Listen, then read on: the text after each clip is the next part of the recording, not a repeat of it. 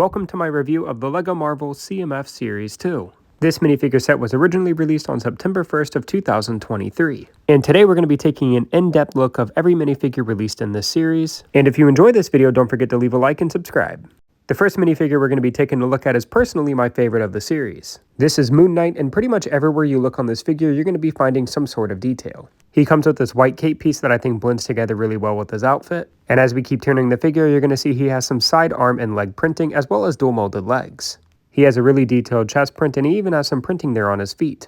Removing his accessories and cape can give us a little bit of a better look at his back print, which I think is pretty detailed for a back piece you're not really going to see. The hood piece has this printed crescent moon on the front, which I think looks really good. Moon Knight also has a second expression that depicts him without his mask.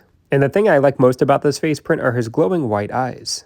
I also want to give a little bit of a better look at his side leg and arm printing here. I love the detail of the two little crescent moons found on the side. Moon Knight comes with his crescent blade and scarab as accessories, and I cannot give enough praise to this minifigure. I think he is absolutely awesome. The next minifigure we're going to be taking a look at is Mr. Knight, who I don't think is nearly as detailed as Moon Knight, but overall I don't think it's a bad minifigure. I do think this minifigure would have benefited from some sort of arm and side leg printing. Turning him around, he does have a back print and a little bit of printing detail on the back of his head as well. Again, when you look at the figure from the side, it's just very plain looking. I wish there was something there. Mr. Knight does come with a couple accessories, the first of which we'll look at are two silver batons, which are very simple, but they're pretty cool accessories. He also comes with a fish tank that has this really nice print on it. And it's a relatively simple build, but again, I think the highlight here is that print on the front. The next minifigure we're going to be taking a look at is Hawkeye, which I think is a good but not great minifigure. He has a relatively strong chest print, but there is no leg printing at all on this figure, which I think hurts it a bit. He does come with a really nice bow and quiver for accessories. If you look at the bottom of his hairpiece there, you can see his second expression peeking through a little bit.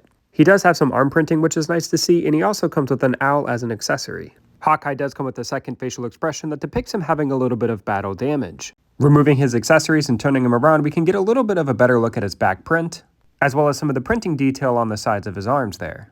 Overall, I think this is a good minifigure, but again, I don't think he's amazing by any means. Next, we're going to be taking a look at Kate Bishop, which I think is the stronger of the two Hawkeye figures in this series. She's got a lot more detail, especially in the legs with the printing on the front and the sides there. Her arm print has a lot more detail overall as well. She comes with the same bow and quiver piece as Hawkeye, except her bow is in a brown color. And again, I think this is just a really strong design for Kate Bishop. I think this is a great looking minifigure. As we turn the figure back to the front, we can get a good look at her chest print, which again, I just think is pretty solid. Kate does come with a few accessories, the first of which we'll look at is a pizza box that says "Hit the Spot." Also went ahead and removed her bow and quiver piece so we can turn the figure around to get a good look at her back print, which is a pretty solid looking back print for something you're not typically going to see if you have her wearing her quiver. And again, when you compare this figure to Hawkeye, I just think she beats him in pretty much every category. Turning Kate back to the front, you can see she also has a second expression that depicts her having some battle damage as well. Kate also comes with her dog Lucky, and I like the detail of the dog missing its left eye. Next up, we're going to be taking a look at Wolverine, which is the most detailed Wolverine we've gotten thus far. He's got some really nice printing detail all around, including the side of the legs and arms there. He comes with his claws, which are the same piece that they've always been. As we continue to spin Wolverine around, you can see he has also got a relatively solid looking back print. Wolverine also comes with some dual molded legs, which is always great to see. And overall, I really do like the design of this Wolverine. I think he's a relatively solid looking minifigure. And as we make our way back to the front of the figure, you can see he's got a relatively good looking chest and leg print as well. Wolverine does come with a second facial expression that depicts him without his mask. He does come with the hairpiece that I currently have in my extra LEGO storage bin, so I threw up a picture of what it looks like to the side here. Wolverine also comes with a sentinel head as an accessory, and I think it's got some really good printing on it. And I also think this makes a pretty great accessory for Wolverine himself. The next minifigure we're going to be taking a look at is Beast, and he's got a pretty good amount of detail. The only thing I would change about this minifigure is I really wish he had some fur detailing there on the sides of his arm, but as we continue to turn him around, you can see he's got some pretty good detail there in the back. And if I'm not mistaken, I believe this is the first time we've gotten Beast as a LEGO minifigure. I also really like this character's hairpiece. I think they did a great job with it. Beast also comes with a couple accessories, the first of which is a microscope, and the other is a coffee mug with the X-Men logo. He also comes with a second, much angrier facial expression. Next up, we're going to be taking a look at Storm, and my favorite thing about this minifigure has to be the cape piece that wraps around her wrists. As we turn Storm to the side here, you can see she doesn't have any arm printing, but it's not a huge deal because the cape covers up most of her arm. I also like the white shoulder pad piece that they're using underneath the character's head. As we continue to turn around, you can see she's got a back print, but we'll be taking a better look at that in a second. Storm only comes with one facial expression, but that's because her hairpiece doesn't cover up the entirety of the back of her head. She also comes with two lightning bolts as accessories, and as we make our way back to the front, I really do like her chest and leg print. Removing the cape and turning her around can give us a better look at the detail on her back. Seeing the minifigure without her cape on, I do wish there was some kind of detail there on the arm, and I do think she's got a pretty good looking back print. Next up, we're going to be taking a look at Werewolf, which I think is a really good looking minifigure, and I love the detail of the fur found all throughout the figure. As we turn him to the side, you can even see he has some fur detail there on the side of his arms. I'm not sure why LEGO didn't do that with Beast. He comes with some dual molded legs, and his back print shows off even more fur detail. I also really like the minifigure's hairpiece here, and his ears are molded into the side. He also comes with a printed bloodstone as an accessory. Werewolf does come with a second facial expression that depicts him being a little bit angrier. Next up, we're going to be taking a look at Agatha Harkness. My favorite thing about this minifigure has to be the dress detail found all throughout the figure. Unfortunately, as we turn her to the side, you can see she doesn't have any arm printing, which I think does hold the figure back a little bit. I do like the color of her cape, and I think it blends together with her outfit overall very nicely.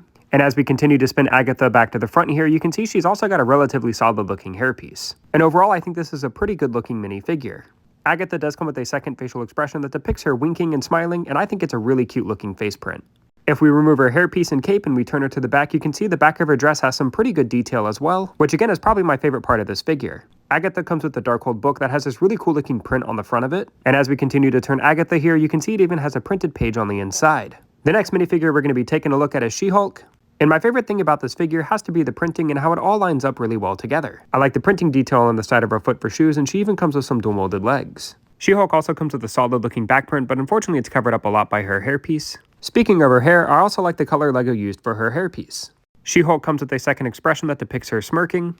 She also comes with a couple accessories, the first of which is this printed cell phone that has Wong calling. The other is this printed case file piece. The next minifigure we're going to be taking a look at is Goliath. And I love all the printing detail this minifigure has. Pretty much everywhere you look, you're going to see some form of detail. He's got printing on the side of his arms and legs there, and he's got a very detailed back print as well as some dual molded legs. And as we continue to spin him around, you can see he's also got some printing on his chest, legs, and feet. His accessory includes a micro version of Ant-Man. Goliath does come with a double-sided face depicting a smiling and angry facial expression. This minifigure also comes with a hairpiece, but just like Wolverine, it is in my extra LEGO storage bin. So I threw up a picture to give you an idea of what it looks like. Last, we have Echo, which is one of my favorite figures in this set. This minifigure is packed full of detail, and pretty much everywhere you look, you're going to see some form of printing. As we continue to turn Echo around, you can even see she has printing on her hairpiece, which when I saw that for the first time, I thought that was awesome. She also has this really cool prosthetic leg piece on her right foot. And again, I just really enjoy the printing of this figure all around. It's very detailed. Echo does come with an angrier facial expression and an accessory, which I'm not real sure what it's supposed to be. To me, it kind of looks like a toilet plunger, but I seriously doubt that's what it is. Removing Echo's hairpiece, we can get a better look at her back print, which I think looks awesome. Be sure to let me know what you think of this LEGO Marvel CMF series in the comments below. Personally, I thought it was pretty good. I think there are more better minifigures than not. I am disappointed that LEGO decided to take the blind box route for this series. But again, if you enjoyed this video, make sure to leave a like and subscribe to my channel for more LEGO content. At the time of recording this video, I'm about 500 subscribers away from 2,000, and I think it'd be really cool to hit that goal.